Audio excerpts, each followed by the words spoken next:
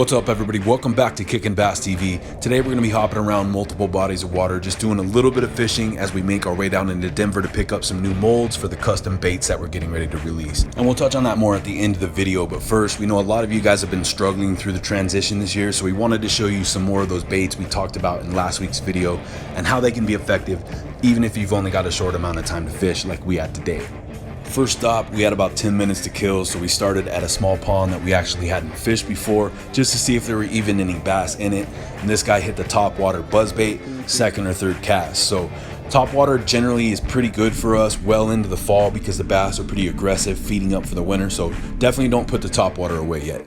After we picked up the molds, we decided to stop at the Platte River, which is an area that I've kind of purposely avoided fishing my entire life because number one, it's just a disgusting river, and number two, I think like a lot of people, I just didn't know that bass lived in the Platte River, especially in the heart of Denver, where it seems like the water levels and conditions really just aren't conducive to their survival. We decided to give it a shot anyway, and we had heard that a couple of guys had recently pulled some 4 and 5 pounders out of here. So whether that's true or not, if it is, that's really good for the state of Colorado, considering the state record is currently 6 pounds 8 ounces for smallmouth bass, and you can't consistently catch bass of that size out of fisheries like Chatfield. And anybody who tells you that they can is a liar, because our league nights literally always end in a 5-way tie for a 15 or 16-inch bass that weighs 2 or 3 pounds.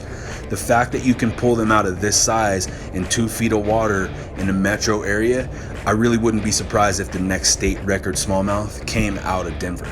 Now, I don't generally carry a lot of things that are conducive to fishing on the river, like floating jigs and things of that nature, but I just threw what I thought would be best in this condition, which was a shallow crank and a little baby bass or perch pattern. Sure enough, 4th or 5th cast in, we had only been here about 2 minutes, and we had a nice size smallie on the line. Now, this one came in about 18 inches. I didn't measure him, but I did get a weight on him.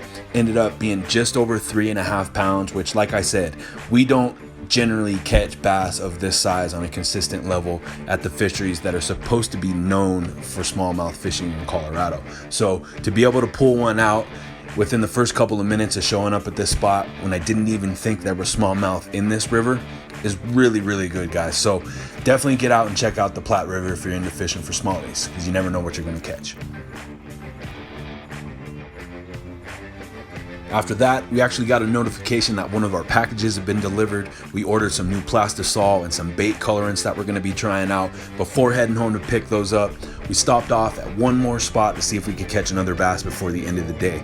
Sure enough, 3rd or 4th cast out on this new 5XD crankbait, which I believe is called powder blueback chartreuse, but at any rate, it's a super bold, bright color, which is great for conditions where you've got stained water or low clarity. Now, later on in the fall, leading into the winter, after the thermocline breaks and begins to mix, those waters are going to start to clear up, and that's when I like to switch to more natural colors again. But this time of year, with water clarity not being the best, and the fact that most of the bass in Colorado tend to forage on bluegill and sunfish, I usually have pretty good success on colors like this.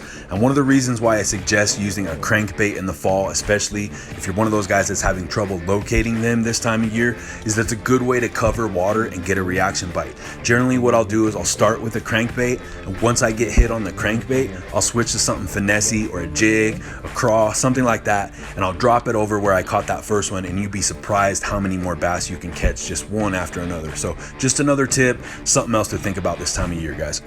After that, finally got back to the house where we had a package waiting for us on the porch. Super stoked about, because we've been experimenting with a ton of different plastisol formulas and color combinations so that every single bait is absolutely perfect before we release them to the public. Now, I know a lot of you guys have been messaging us, asking us when they're going to be released. Rest assured, we're working day and night right now to make sure that you can get those baits in your hand before the end of the year. So just stay patient, stay with us. You guys are not going to be disappointed. These baits are coming out absolutely phenomenal. And that's going to do it for the video today. If you enjoyed this one, do me a favor and hit that like button for me. And if you haven't already, subscribe to the channel, because that's the best way to show your support. And you can hit that bell notification to stay up to date with all the new release content. Until next time, guys, I'm D with Kickin' Bass TV. Subscribe!